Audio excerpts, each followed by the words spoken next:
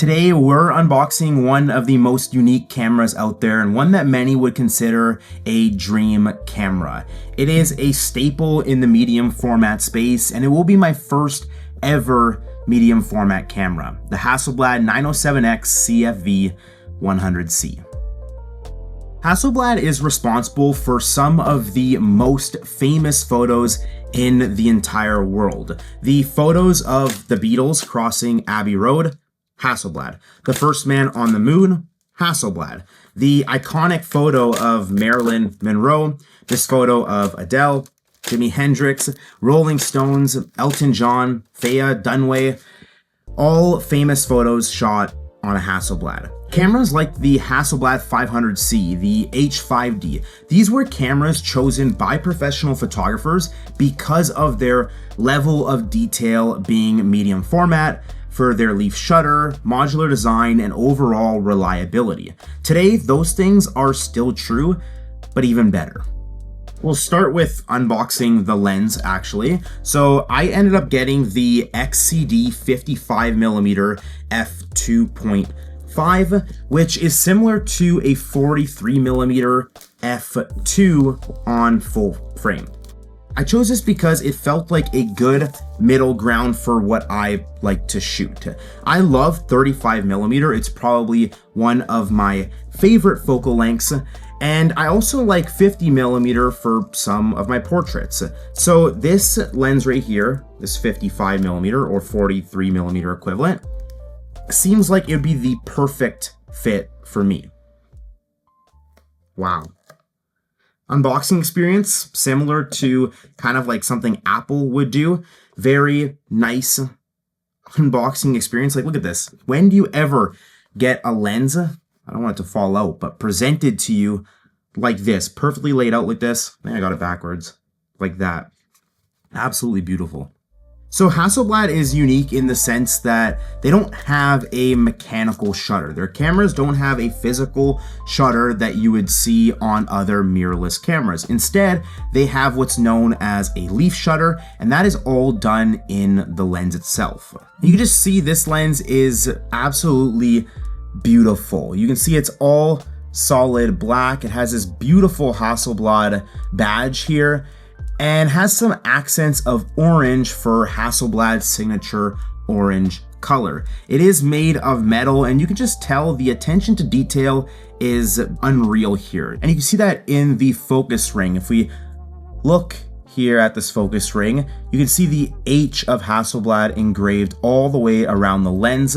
Just looks beautiful, and this focus ring has actually a feature where you just slide it back and forth, and that switches between manual and autofocus.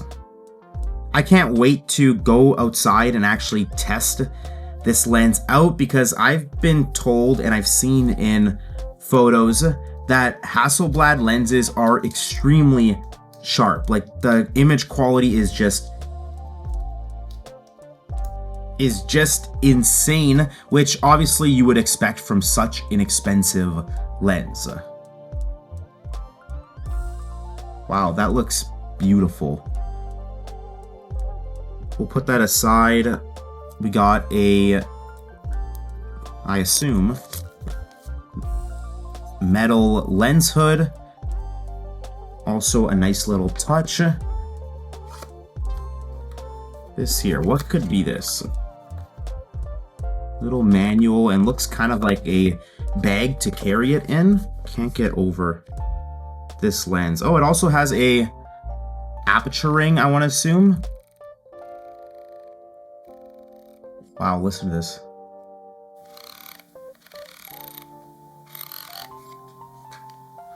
Wow, look at that lens. Look how nice this lens looks. I would assume this is a manual aperture ring, or maybe a control ring that you can, set in your settings what you want it to control. Moving on to the camera itself, the main star of the show. Now, I've been wanting a medium format camera for a while now. Ever since I shot with Fujifilm's GFX, which was the first time I used a medium format camera, the amount of detail and color with those 16-bit raw files was just a whole other experience. There we go. Now, for full transparency, before we dive into this, Hasselblad did send this to me for a campaign over on Instagram, and were actually kind enough to let me keep it. That way I can continue to get experience with it instead of just, getting a camera and sending it back 2 weeks later. So this video here isn't sponsored. Now that I have this camera, just like my A7 IV, I have a bunch of videos I want to make with it. And you guys know me and know that even if this video was sponsored or videos in the future are sponsored, I will still be critical. If something has something I don't like, I'm going to say something about it. And this camera does have some quirks that I will talk about in this video. So the camera itself is actually this little module right here. It's actually very, very small, very thin, and you're probably thinking, well, how can that be the camera? And again, like I said, it doesn't have a mechanical shutter in here. All you really need is something that will adapt the sensor to the lens. That's essentially what this is. This is the camera body. It's super thin, super small, and unlike any other camera body you have ever seen. Now, as for the brains of the camera or the sensor, this is what that is. This is the camera back and what's known as the CFV 100C. So this is a 100 megapixel medium format sensor. You'll see that right here. Let's just pop this open if I know how to do that.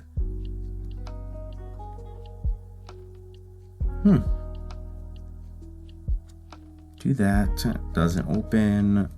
That slots in like that. Push down. Which should mean that this here, push that down and this opens up. But it doesn't. It's got to be this button. You push down and then you slide it to the right and this comes out. I feel like an idiot. Okay, this is the 100 megapixel medium format sensor, and it's capable of shooting 16-bit raw photos. If you've ever dealt with 16-bit raw photos, you know that there's just so much more flexibility, and posts are able to capture a lot more color, work with a lot more color, and that's what's amazing about it. Capture a lot more detail. It has Hasselblad's natural color science, which I'm most excited for, to see how natural looking photos come out without having to edit. And the nice thing about this setup is because it's so small and compact, once you attach the camera body to the actual digital back, this is how small your setup is. It's super small, it's super compact, and actually fits into one single cube in your camera bag with the lens on, which is one of the reasons why I actually chose this. Now, some other things that I'm really excited about is that this has a 1 terabyte internal SSD. So there is the option to add a CF Express B card into this camera, but you actually don't have to. And because I don't own any CF Express B because I shoot on Sony, I'm not going to put external storage in this. The 1 terabyte internal is going to be good enough for what I need it for. You can see right in here, we actually have the camera battery itself. I'm just going to take off the plastic here, put this in there. So far from just pushing in that battery door, mounting the camera body onto the actual camera back, as well as just things like this USB-C port that you just push the cable in, and the leather all the way around. And I bet you the screen as well. This is 45 degrees, this is 90 degrees. Everything just feels so high quality and so well made. And I know this is what you would expect from an expensive camera, but I don't know, I just didn't expect that it would be like this, like so well made. Now, Hasselblad also has the X2D, which uses the exact same sensor and is essentially the exact same camera, just in a different body. That one looks like more of a real photographer's camera, and that one also has IBIS, which this doesn't, The reason why I still went with this one is I wanted something that was different, a camera that was going to inspire me to go out and shoot. And I feel like having a camera that looks different from the rest, a camera that just changes the way you shoot, I feel like would inspire me to go out, shoot more photos, and actually, I don't know, want to go take photos. This camera does have some downsides though. It has no IBIS, it has no continuous autofocus. However, it does have subject tracking, so you don't really have to worry about it. If you have a subject in frame, it is going to focus on them because of its subject tracking. There's no joystick, so if you want to move that autofocusing point around the screen, you kind of have to tap on it, from what I'm told, from what I've seen. If you do want something like a joystick, they actually make accessories that adapt onto this camera. So you can get an optical viewfinder, you can get a grip, which also has a few buttons, but also that joystick. It also doesn't shoot video. It's not a camera for the working professional who needs those fast burst rates or the ability to shoot video. It's a slower paced camera. The fact that this camera just looks different than any other camera I own, well, every other camera on the market, I know is going to be what inspires me to get out there and shoot more. Cameras like my Sony, these cameras have amazing autofocus, the ability to shoot photo and video. These are do-it-all workhorse cameras, but sometimes the experience shooting with these cameras can feel too smooth and too perfect. So a lot of the times when I am shooting with my Sony, I take hundreds of photos, bursts whenever I feel like it. If I'm shooting portraits and I want to make sure that I get the subject smiling, I just sit there and hold the shutter button on burst and I know that I got the shot. There's really no process to enjoy when shooting these photos. There's no challenge. This camera is not a burst camera. I believe it can only shoot 3 frames per second, and the file sizes, being 16-bit medium format, are going to be pretty big, which means I will slow down and enjoy the process more to capture those perfect photos. The cool thing about this camera is that it's modular. You can remove the digital back, slap it onto an old 500C, and get the process and the feeling of shooting with a film camera with these old vintage lenses, but that photo gets saved digitally with 100 megapixels. Let's set that aside and just look at what else came in this box. Really nice Hasselblad strap.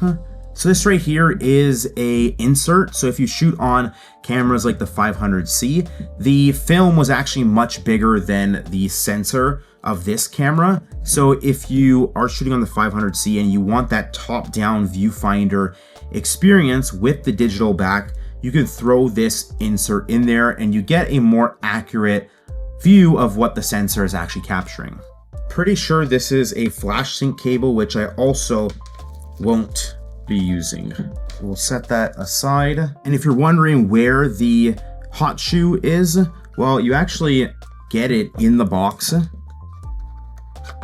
right here. And to mount it onto the camera, you separate the back from the camera. This plastic piece actually slides out. From there, you get the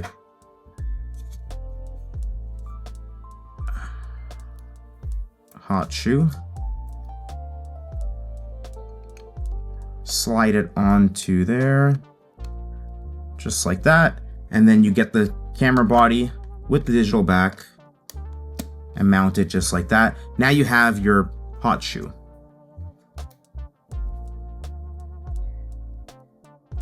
I also don't think that IBIS is a deal breaker for me. I know the XCD has amazing image stabilization, and maybe that will change once I start shooting with it, but I honestly don't shoot at night or in low light situations enough to warrant needing IBIS. For those times that I do shoot in low light situations, I'll just increase my ISO and keep my shutter speed high enough where I don't pick up those micro jitters. Hasselblad also has their noise reduction in their app, which works pretty good apparently. And for those times that I want to shoot with a slower shutter speed, maybe I'm taking a photo of a waterfall or something, then I'm just gonna throw this on a tripod like I already do with my Sony. I think that's it. This is the camera. It looks very sleek. There's a few manuals and stuff that I didn't get to, but this is the star of the show right here. This is what I'm most excited about. And overall, I'm extremely impressed, especially with the build quality. Everything just feels so premium, so well made. I don't know, I'm excited to get out there and use it. I do have a bunch of videos or video ideas planned that I want to film with this camera. I have a bunch of photo shoots already lined up to see how good it is for portraits. And I have a couple trips coming up this month starting next week. So I am going to be shooting a lot with it and making a lot of videos with it. So if you want to see those, make sure you subscribe, leave a like if you enjoy this video, and I'll see you in the next one.